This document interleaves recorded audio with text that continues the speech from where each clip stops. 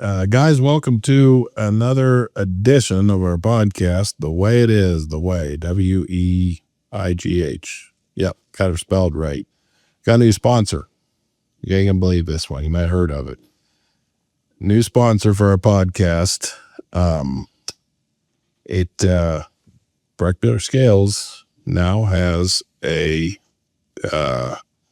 workout program, a weightlifting program that just got rolled out, and they're now a sponsor of our podcast. Brechbuhler Scales workout and weightlifting program. They start you out with 50-pound weights, and I can't do what's a straight.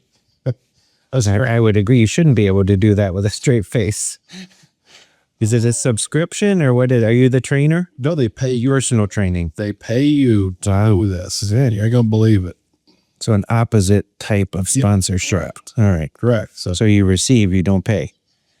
Right. It's too good to be true. What do they say? It might not be true. Probably is. So I just gonna try to go as long as I could with a straight face, but I can't. I've seen Corey Navish from Dundee. He was talking about he's going to the Y now and working out and doing weightlifting. I said, well, Corey, he said, Brechbuhler's got a brand new program, weightlifting program. Yeah. And so they start you out with 50-pound weights and work you up from there. Yeah, even get some of your own gear if you make it long enough. Some senior certified, and maybe start as a technician. Yeah. So it's very, very formal. Pay you to do. Yeah, every 2 weeks. It's often. Yeah. It's often. Never miss a beat. Yeah. So somehow we got Mr. Andy Brechbuhler, the reported owner of Brechbuhler Scales, on the podcast. So got some questions we're going to ask you. Yeah. Talk about some stuff. So when approximately did you kind of start, I don't know if I want to use the word officially working. Obviously you would come in as a young boy with your dad and do sure. But I mean, sort of working for Brechbuhler Scales. Yeah, so I think formally my hire date was 1994, 1995. Yep. And have to be careful with the child labor laws, but somewhere around 15, 16, 17 years old, started in this building and the adjacent buildings in the service department. And fixing scales, going out, learning to drive. And when I say drive, a commercial driver's license, CDL, and learning to fix scales. I think some of those trips were with you eventually on the service side of the business, and just learn the business from the ground up, literally. And you any of the, and when I say old timers, I say is out of respect, but the old timers that started in the 60s and the 70s that would have been in at the Canton shop. Remember any of them when you started working? I remember some names. I remember Delbert Plaskett is a name. Matter of fact, I still have his analog simulator with the UMC 600 Amphenol connector on it that we used to use to isolate the indicator from the scale when we were troubleshooting. And Bob Engel, remember learning a lot from Bob and his brother Dick Engel. Jeff Engelman was a mentor of mine, and especially Mike Philo. I believe Mike started in the early 80s, 82, 83. Somewhere in that. Right, remember. Touch that driver. Yep, good or bad, Mike was responsible for my habits. So he also taught me a lot about troubleshooting, whether it's a truck scale or a floor scale or a bench scale. And you know better than anybody that sequence of events is identical. And speaking of scales, now don't go with B-TEK yet. We'll come back to that. But the old school scales, if you had to pick a favorite. It's not the bathroom one. Right? I'd say probably a House Supercast. If we're talking heavy capacity and steel structures and cast levers, it'd probably be a House Supercast. They worked good, didn't they? They worked good from the start, and like anything, a little bit of maintenance and a little bit of grease, and They were very, very consistent from a functionality standpoint. Now let's flip to B-TEK. Your favorite, and you might offend somebody because maybe they got a different favorite, but your personal favorite. Boy, just the evolution of the B-TEK product. I'm probably partial to the true digital Centurion. Is that steel deck, I would say. Because you kind of you were part of shepherding that into the getting that up and going, right? Yeah, into the B-TEK product line back in 2002, 2003. B-Launchai, which is an Italian-based company. B-Launchai means scale in Italy. They approached B-TEK about a partnership. They had great technology and manufacturing processes, but they didn't have bricks and mortar, and they didn't have people and the marketing to go with it. So we formed a joint venture, and that's where the Centurion name truck scale was born. So, and that all is it also partially because of the capacity of the scale, or is that just a rumor? Yeah, it's multifaceted. So back in 03, 04, we have a Brechbuhler location in Charleston, West Virginia, actually Nitro, just west of Charleston, and they had a customer in the chemical business, and we did a great job as a company losing the order to one of our competitors. And, we win a lot and we lose some, and at the end of the year, we hope we win more than we lose. So, long story short, my dad, Craig, and I earned a visit with the purchaser that we lost the order to, and we were on our way to Nitro, and we thought, what are we going to name this true digital state-of-the-art truck scale? And so we talked about 100-ton gross capacity. We talked about 100,000-pound sectional capacity. And don't quote me on this, but there's something with the Italian military, and a leader of 100 soldiers. I believe it's called a Centurion, or there's some sort of relationship there. One of our viewers will know the answer. So when you talk about 100, and then the company's getting closer to its 100-year anniversary, we came up with Centurion. And so it stuck. And I believe this year, the Centurion truck scale has been out 20 years or so. Yeah, because I go 3. I remember starting to see them in the field. Yeah, and then when we were able to reverse the order that we lost, and it was before we had the fixtures and jigs that were supplied by B-Launchai. They shipped them from Italy to Ohio. We actually stick built the first 4 Centurions, and since then we've replaced those Centurions at that facility twice. So it's really a good lesson on persistence, like PBR, persistence breaks resistance, and learned a lot from that order as a company. Did you ever get to go out and work in the field with your grandpa, Clyde? Don't remember working with him. Grandpa retired in 1986. Formerly, he was always around. Our family calls our facility in Canton the shop, and Grandpa Clyde was always around the shop, other than some winter months he spent with some more sunshine down south. Don't remember working with him day to day. I remember interfacing with him just about business, and when I was going through high school and college, and really tough to beat his wisdom, but I don't remember day to day working with him. Gotcha. Yeah. And we just had on our podcast, our last episode, we had Rick Sprouting on, who he's been with the company for a long time too. I think he started 84, 5-ish, somewhere in that.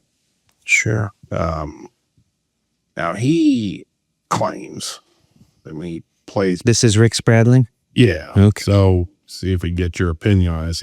He claims that when he plays golf, he fairly keeps score, even though he uses a pencil. Mm-hmm. And his eraser's worn out.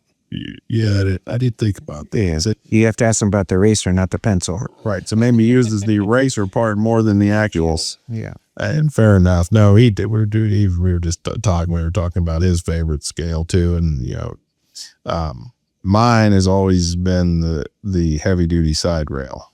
And the reason for that is the power plant. Sure. Conesville. Yeah. Mm-hmm. We put two heavy duty side rails in there in 03.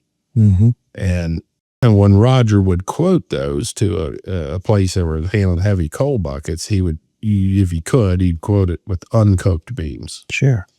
A Magnum. Yeah, exactly. It'd be the Mag style. Right. And so those went in 03. They shut that down in 22 and 2022, 2023. But it was truck after truck after truck. Most of them coming across at 160 to 180,000. I mean, the biggest one I ever saw was, if I remember this correctly, it was 186,000. It was just truck after truck after truck.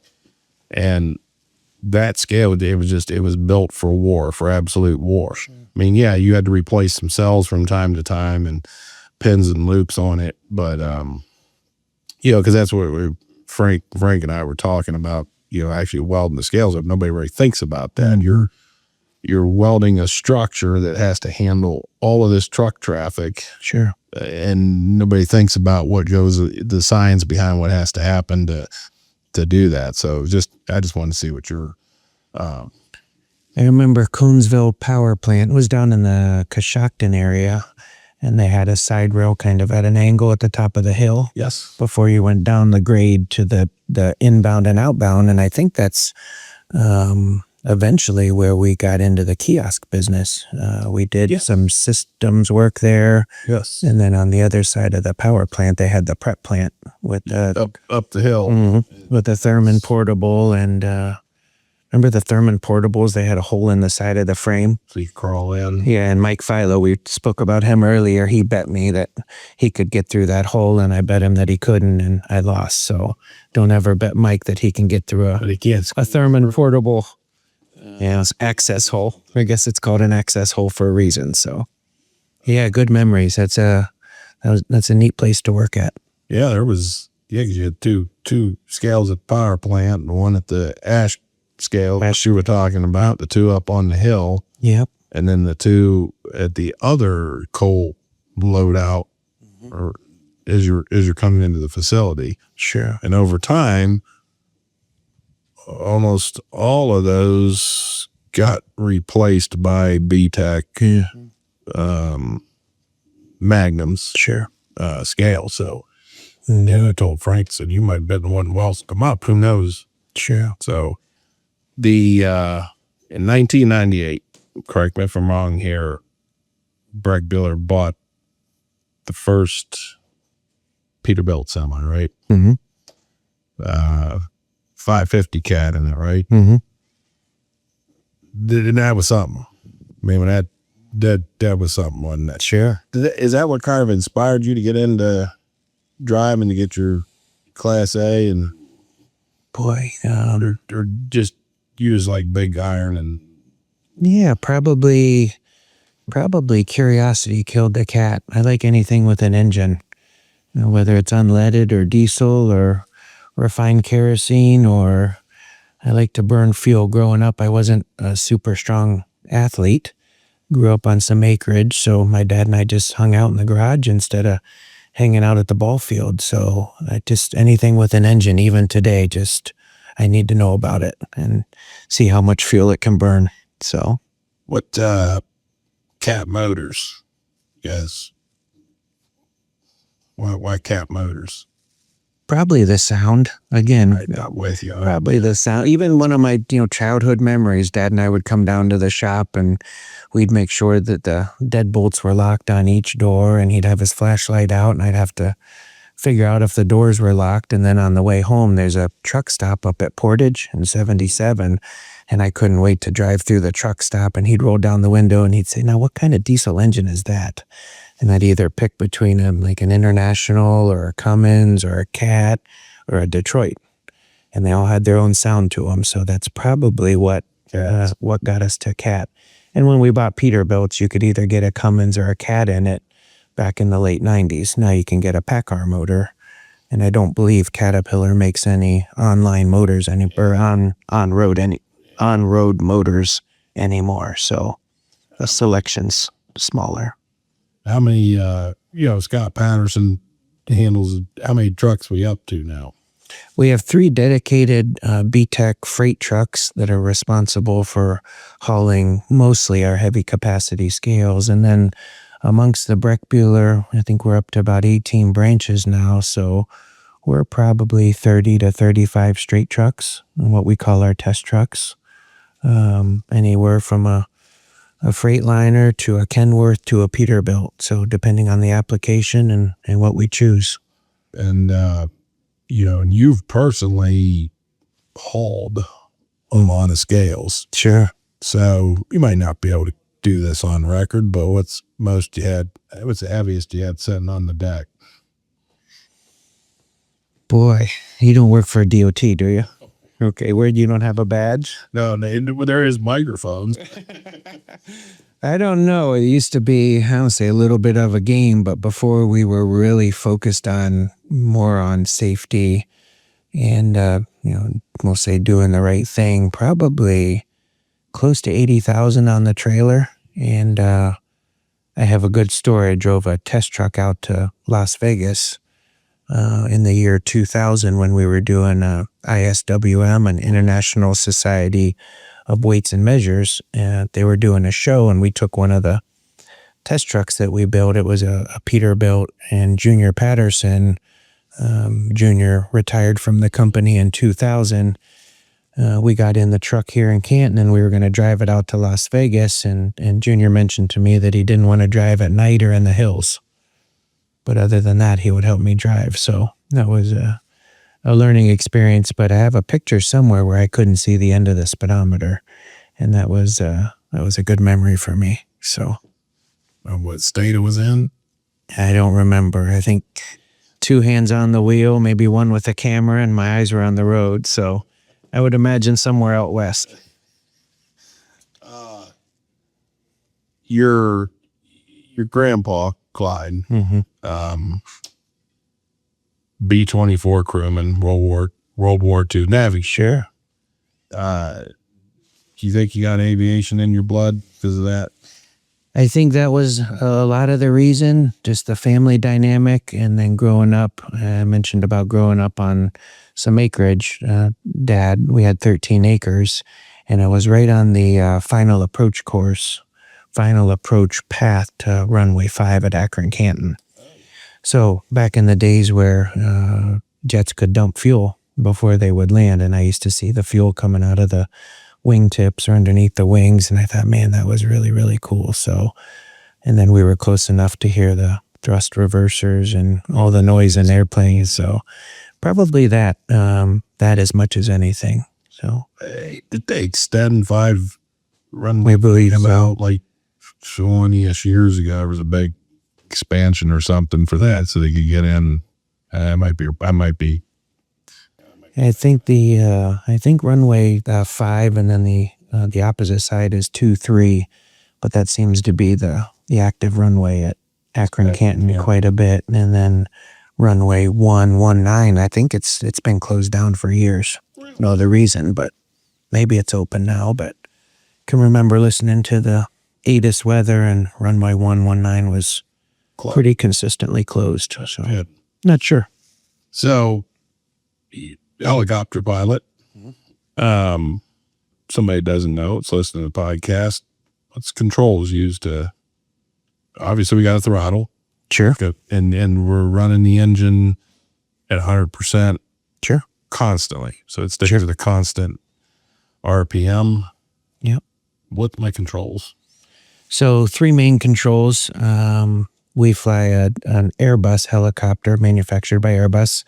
Model number's H125, and it has a Safran turbine engine in it, and it likes a lot of fuel, so I like it a lot.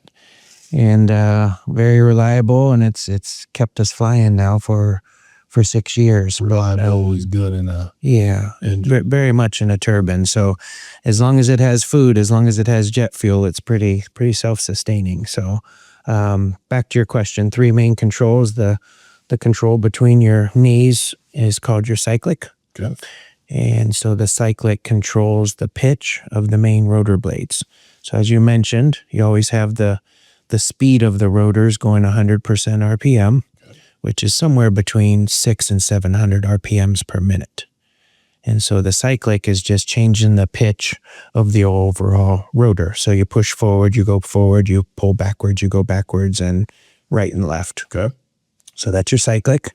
You also have your radio controls, your communication radio controls on your cyclic to keep your hands in one spot and not having to touch the cockpit or the panel. And then on your left side, there's a bar next to you with a twist grip. And the twist grip, as you twist it, that increases the RPMs. So you go from idle speed, twist it to its flight position, which takes it to 100% RPM. Now you're ready to fly. And then as you pull up on your collective, that's what the overall control is called. As you pull up, that increases the power that goes into the turbine. And as you pull up, you increase your altitude.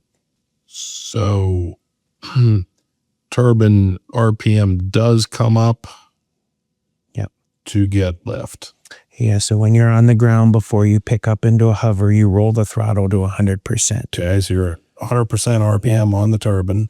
Yep. And then as you pull up on that collective, it takes the pitch of the blades and it increases the angle of attack and to allow the helicopter to lift. Okay. So now we'll start to load the turbine, but it's going to automatically, because you're at full throttle, continue. It's going to. Yes. It's a governor in there. As the pilot requests more power, the governor says, okay, we need to dump more fuel into the engine and we need to create more power because we're demanding it so we can take off. And then you got your rudder controls. Yeah. So you're called the anti-torque pedals. So as I add power to fly, what does that do? That creates torque. The more power I need, the more torque that it puts on the rotors. So as you have torque, the bubble just wants to spin from the main rotor's rotation. So your pedals offset your torque so you can keep your bubble straight. So your pedals control your tail rotor.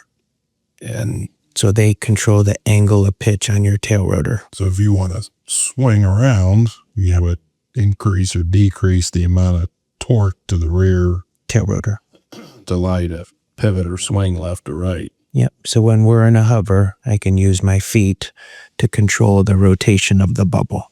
Gotcha. And so for you've explained this before, but for folks who never been around a turbine engine, so turbine engine is constantly bringing air in.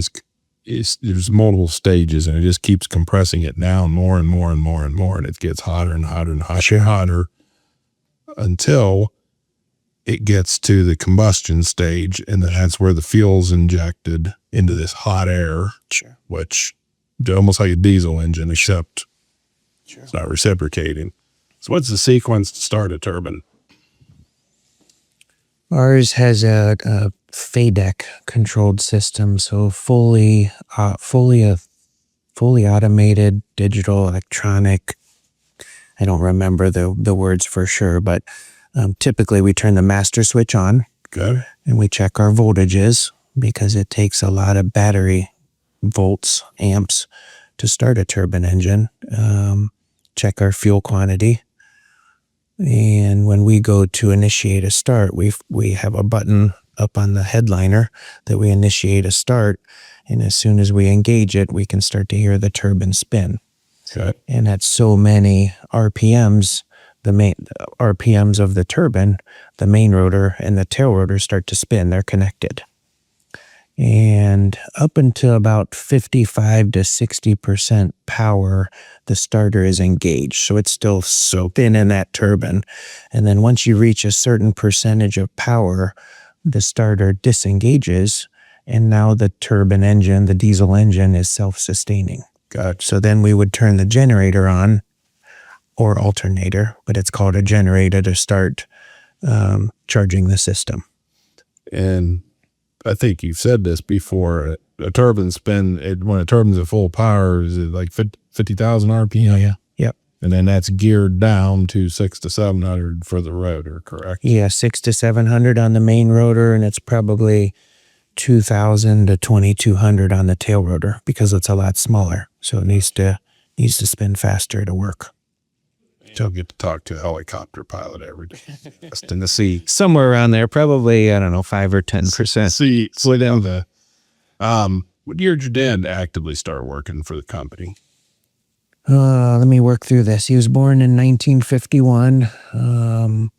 So I'd say somewhere around 16 years old. So late 60s, mid to late 60s. And then your grandpa, it would have been after World War II, correct? Grandpa Clyde, because he, was obviously in World War II, and then he went the mortician route, right? Sure. And as the story goes, he had to embalm a baby. Sure. And I think that was the end of that career. So then he come into the business side, and he brought in, it would be the Cleveland, Columbus, and Cincinnati shops. And then when your dad started in, then he gotcha. I think Canton's home base, and then Cleveland, Columbus, Cincinnati, and then maybe Mansfield, Parkersburg. I'd have to look, but we just kind of grew organically. Culturally, we try and keep our offices 70, 80, 100 miles apart to keep our efficiency. Gotcha. Yeah. Why did B-TEK need to be started?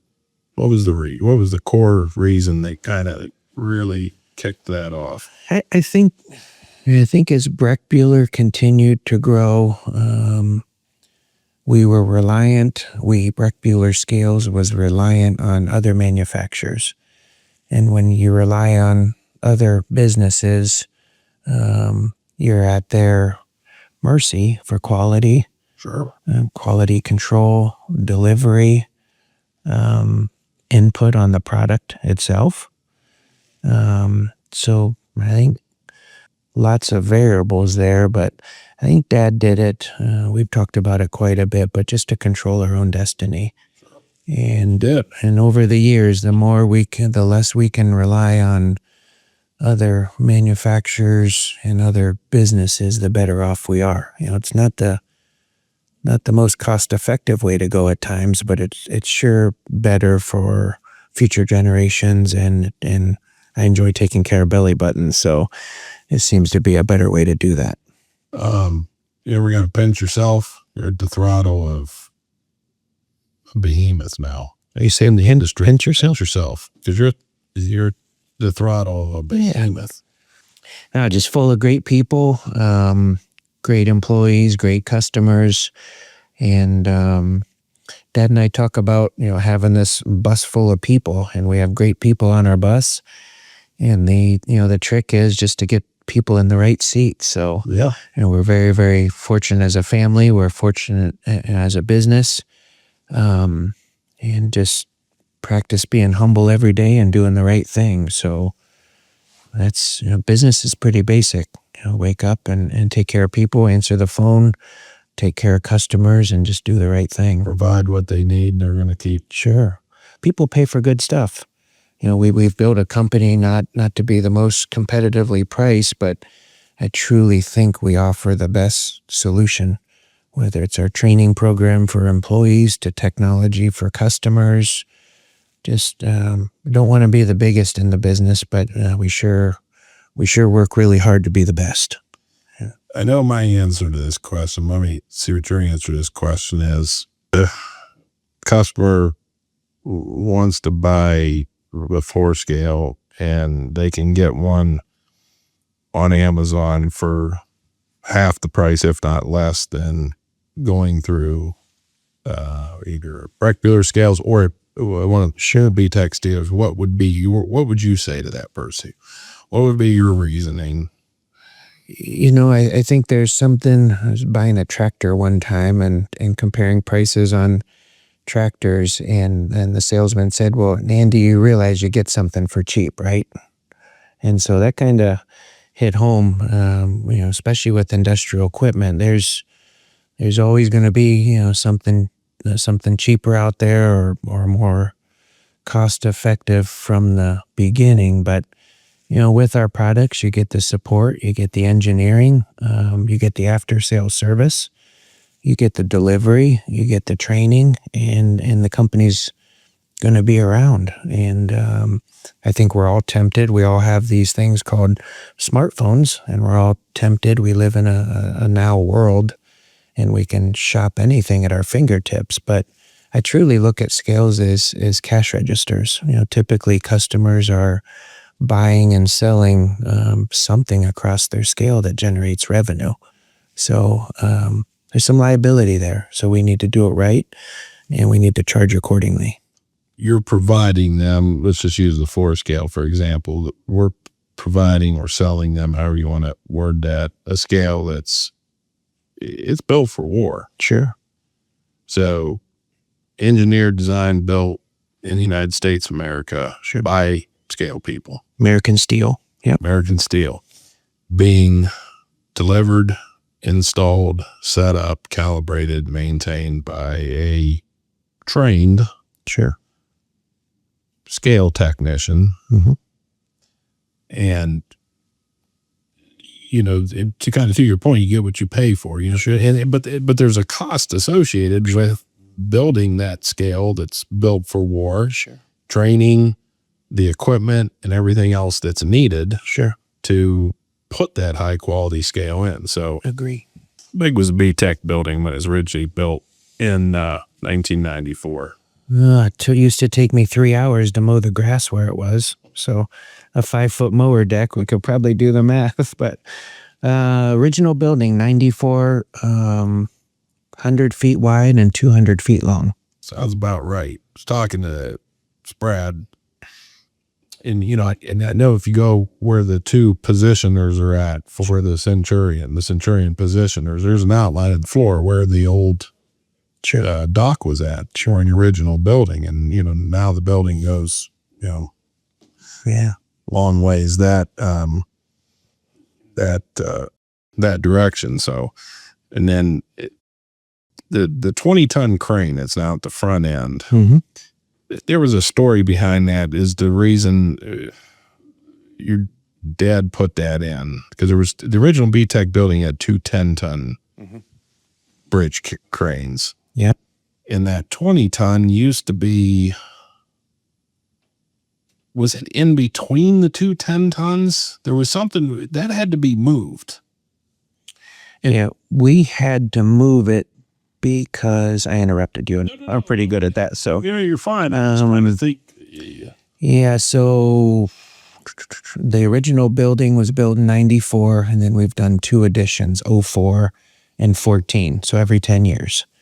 And the 20-ton crane used to have either 1 or 2 10-ton cranes to the south of it, because we used to ship our truck scales out of the side of the building. Yeah, that's right. We pulled in off Scales Street. Yeah, to load our trucks. That's right. That's where. So we're able to keep 1 10-ton, working in fabrication, and maybe 1 on the paint lines, or some combination of that. So we had to move that crane. Right. Yeah. And then after it would have been the 24 edition is when the front office was torn off, the original front office, and the shipping moved just front of the building. I call it the west end of the building, but sure. Yeah, it's the direction. Kicked. But that 20-ton had to be pulled down out of the rails. Spun, brought down, put back up. Yeah. And now that 20 tons at the front. I knew there was a story. I think it's because of the layout of the shop and where we used to ship scales out of. So sure. Yeah, we've just learned over the years, the more you handle the steel, the more you handle the product, the more expensive it gets. So back in 14, we really focused on keeping the material and product in a straight line. So we moved the office to the side of the building. When he's working out as a tech, do you get a lot of time in the coal mines? Particularly the strip mines up in our area.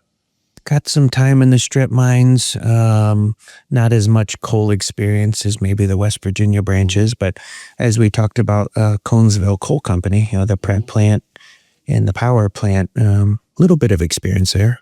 Yeah. Sure. It's kind of talking, and over time, a lot of the strip mining's kind of shut down up in this area. Because I remember, like when I started, it wasn't common to have 2 or 3 crews out at either the prep plants or the strip mines themselves, especially down near Cadas and Kensington area and point south of there. I just wondered when you was working as a tech, how much any of the old timers ever yell at you? Did you ever get yelled at? Oh, yell's probably a strong word, but I remember riding in a 1998 Peterbilt when it was brand new, and we were headed down to either the iron ore company on the Ohio River down in East Liverpool, or the prep plant. I know if I remember right, we did both of those on a monthly basis, and we would have to start at 2 or 3 in the morning and to get done before the trucks would start lining up, right?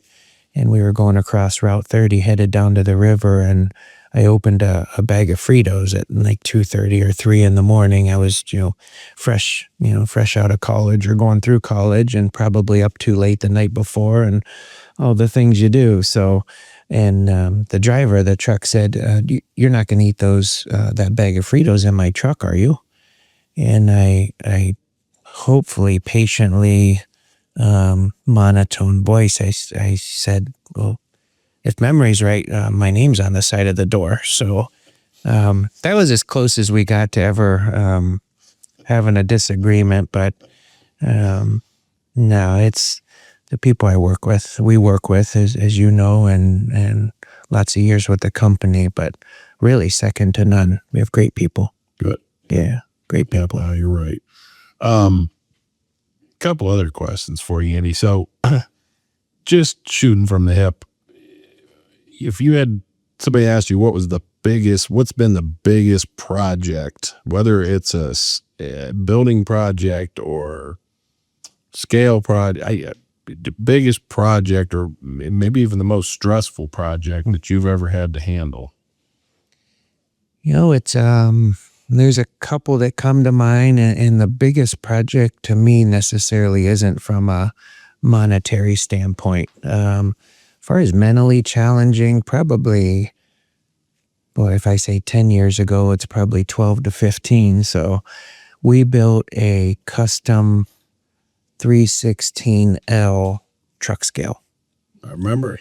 And we have a great distributor down in the Tampa, Florida area, and they have either a phosphate or a phosphoric acid facility mine, and they were going through a carbon steel truck scale, which is what we typically build heavy capacity scales out of every several years because it's just so corrosive.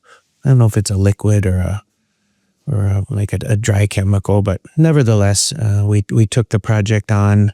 I think they had shopped other manufacturers and didn't get much traction. So Junior and I, that I spoke of earlier, was the production manager at the time, and we actually found the I-beams were fused. So it was a manufactured stainless steel I-beam in UK.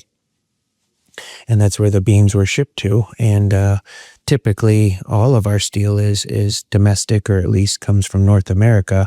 But this time we had to make an exception, and we bought some stainless steel I-beams from the UK, and they were actually fused together there. And then we bought the stainless plate domestically. So I remember that. It was, matter of fact, I got a picture probably 6 months ago from the dealer down in Florida, and the scale looks identical to when we shipped it down. So yeah, and you're right, that was like 15 years ago. Yeah, every bit of it. And so, there's just something with those projects that everybody says no, that I guess part of what makes our company go. We're not good at saying no. So that project, we did a steel mill project up in Delta, Ohio several years ago. I'd say a year or two, so probably 3 or 4 now. Yeah. So from a quantity of truck scales, as we know and are getting the word out, we have our own industrial service company that does a lot of the Brechbuhler Scales foundation work.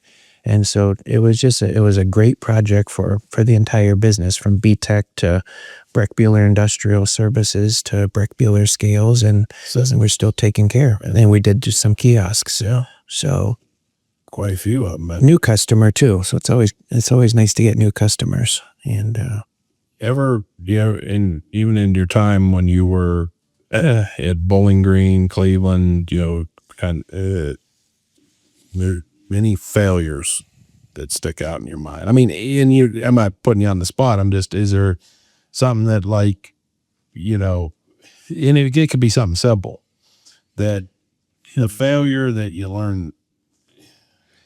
Boy, things that I remember, we all get a little bit nervous when we're presented with certain situations. And if you'd put a 5-section Fairbanks Type S mechanical truck scale in front of me with that real short lever that has a huge impact on the way it performs, I'd probably need brushed up on those skills. So that'd be one that I'd remember.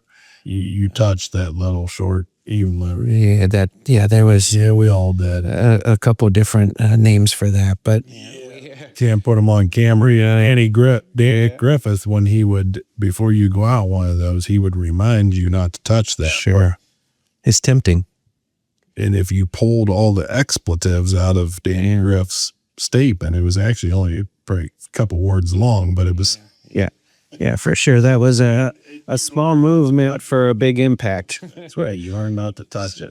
Did that, the infancy of B-TEK, and I really started getting involved personally early 2000s with Belon Chai, the joint venture, and I learned a good lesson. I mentioned our fixtures and jigs came from Italy, and I learned a good lesson on that project. We were quoted in euros, which is the currency in Europe.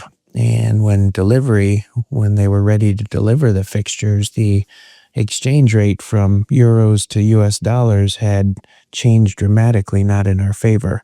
And to this day, I still can't understand if we pay them more euros, why we can't save or pay more dollars. And that was a good lesson on getting quoted in dollars, not euros. So some of the things you remember. So your grandpa started the business smack dab in the middle of the Great Depression. Mm-hmm. So I think, is it a fair statement that if somebody asks about the resiliency of the company, sure, you could point right to that and say, if they're asking about the resiliency of the company or the industry, the scale industry, sure, you can point to that and say, look, it started in the middle of a depression, sure, and it never stopped growing. Yeah, for sure. Very, very fortunate. Great grandpa started in 1929, so tough year to be in business, let alone start a business. And I'm glad he made some of the decisions he did. And then my grandpa Clyde, who you mentioned, went to the war, and I think that really helped shape the culture of the company. Generation there. That generation, the discipline, aviation, I think that really took the company to a different level. And then, my dad, Craig, became the president of our company in 1986. So I think each generation had its own contribution, and Dad and I are big on operating the company. No, just a really big part of our decision making is just gut feeling and what the company needs and what our customers need and what our employees need. So to this day, I don't know when our guts have ever misled us. So again, each generation, I think, has its own contribution to what the company needs. And last year, Stark County, what happened there? Oh, it was, we were honored to receive the large Business of the Year award. Stark County, for Stark County, the county that the company operates in. So a lot of businesses in Stark County. There is, and that doesn't go along with our humble approach to business. But it was, again, we were honored to receive it. Our president Dennis Thomas and I were in attendance to receive it, and our controller, CFO Ray Tritt was there. And again, it was quite an award to receive. And since then, we've used it as an HR tool. And I think we've got some traction out of it, just as far as we offer more than a paycheck, and culture is a big part of our company. And yeah, I mean, again, it started in the middle of a depression. Sure. So, And it's never stopped. Well, Andy, thank you. The time clock's a dinging. All right. The boys is wanting to shut her down. Back to work.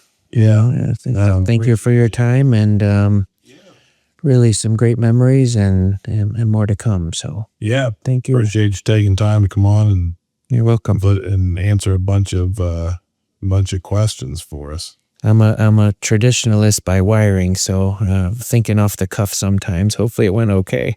No, So it's just a conversation, man. That's how we've talked. John Kanapsky, Sure. had him on. It's just a conversation that I think people, they like to just, when it's scripted, sure. or when it's way too scripted, I don't. Yeah, you mentioned John Kanapsky, and last year at our annual Christmas party, we were talking about his number of years of service with the company, and I can remember it because he started when I was born. So he has 47 years with the company. So depends on the day, but usually I can approach him with that number. So great guy. If you took his overtime, all the overtime, he's actually probably been here 60 or 70 years, right? I would imagine.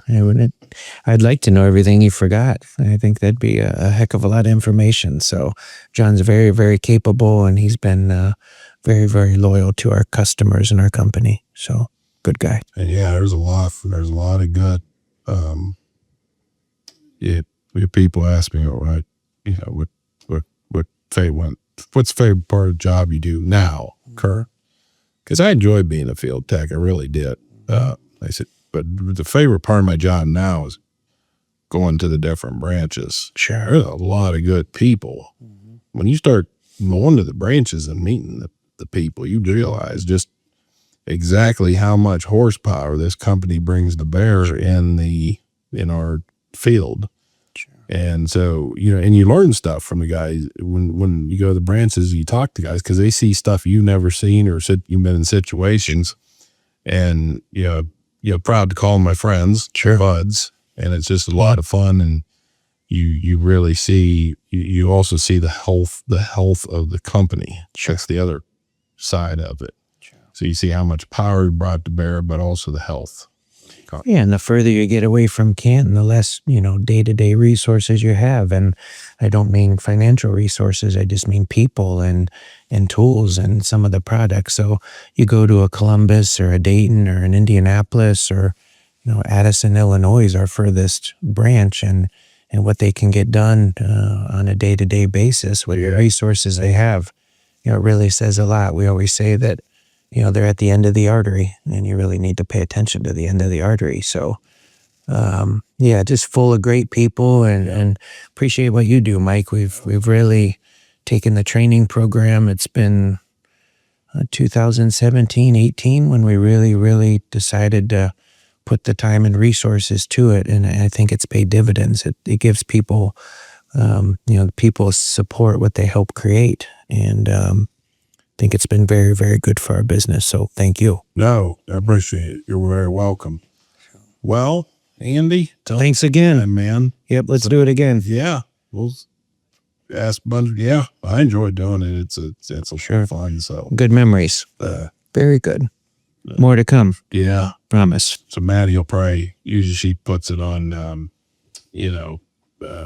ties it to the company newsletter. That's usually how I think that's what Denny's. Okay. Yeah, okay. We'll clean it up a little bit, right? Yeah, that's pretty nice for us. Good. Thanks again. Thank you, everybody.